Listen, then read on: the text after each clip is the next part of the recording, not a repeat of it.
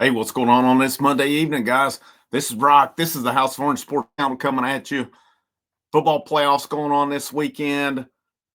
Basketball team just come off of a big victory over number one Illinois. Lady Vols are rolling right now. Baseball's just around the corner, and there's actually some baseball news come out today. Of course, portal season, a lot of that news is being dominated by football right now. But Tennessee did have, just saw it just a few minutes ago, did have a pitcher hit the portal on it.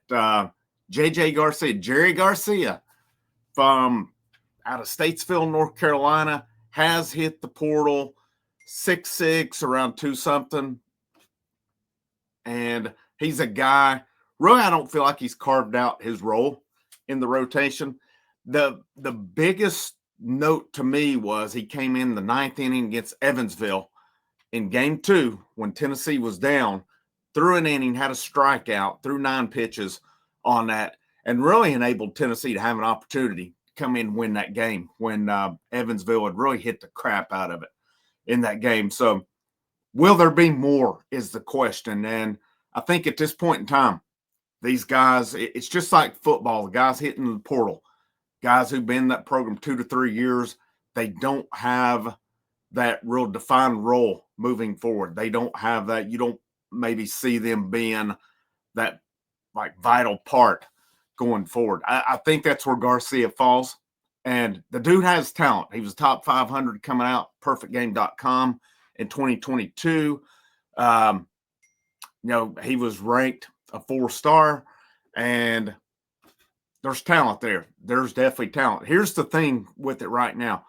This pitching staff for Tennessee, it has the most talent that it's had on it probably at any point in program history, with the guys who are coming back, they signed 6 JUCO guys, and then the freshmen who all made it to campus. This pitching staff is going to be loaded this year. Plus, you factor in Liam Doyle, you factor in Tanner Franklin, coming from Kennesaw State as well, and this pitching staff is going to be just phenomenal this year in terms of their talent.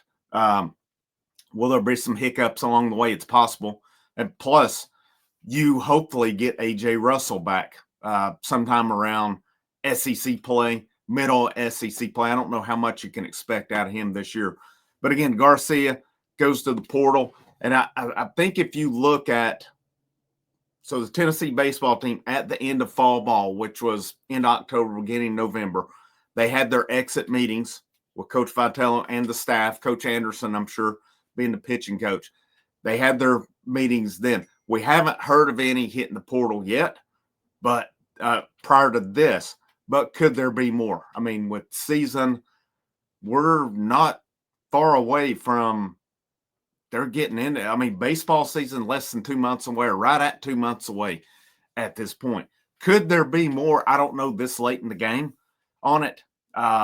Obviously, these guys probably know where they stand in terms of will they make the active roster this year. That was something you saw last year with guys like Wyatt Evans, Zane Denton, who were still associated with the program. They were not on the active roster last year. Both those guys, 2 of them, hit the portal at the end of the season. And I think that's where you're at now. I think we'll get a good indication of what that roster looks like probably around the time, normally the week of when it starts. Of course, Tennessee did release their baseball schedule. Full schedule has been released. Opening weekend will be against Hofstra in Knoxville. That'll be the weekend of Valentine's Day.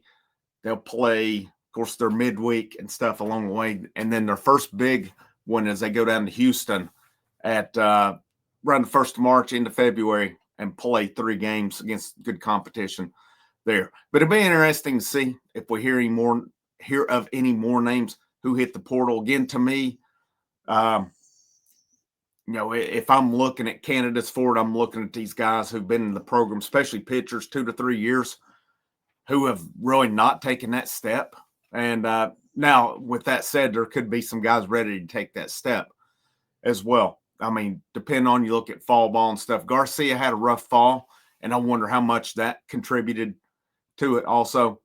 But again, he's a guy who gave them innings midweek. He pitched some in blowouts. And to me, the big thing stood out. He come in that Evansville game, had a really good inning, and gave them a shot. So his last, and I think from what I understood at the end against Texas A&M when Aaron Combs come in to close out the national championship game, Garcia was down there if needed. I don't know that they would have went to him, but he was down there. And I think there's other guys they would have went to over him. But still, yet, he had that pressure situation against Evansville and come in with it as well. But just want to update you on that as roster movement is going on around. I've seen a little bit about some potential targets for football, but nothing more than speculation right now. No specific visits or anything with it. There's Isaiah Horton, wide receiver from Miami, who's from Tennessee, who's hit the portal. I've seen that could be a possible target for Tennessee, but we'll see where it goes. Portal season's really in its infancy as far as football. Baseball, I'm really surprised we didn't see some movement in November at that point. But I'll keep you updated on any baseball stuff along the way. And right after we hit that new year, I'm going to get into full baseball mode. Of course, we're in full basketball mode now as well. But we will be live tonight, 8 o'clock. Tennessee, Ohio State. We're going to talk that. It's Super Chat Carrie's Trip to Columbus Fund Super Chat night. All Super Chats will go to fund Carrie's trip up to Columbus to watch the Vols and the Buckeyes this weekend. I hope you have a great rest of your evening if we don't see you on there. And last, but most certainly not least, it's always a great day to wear the orange.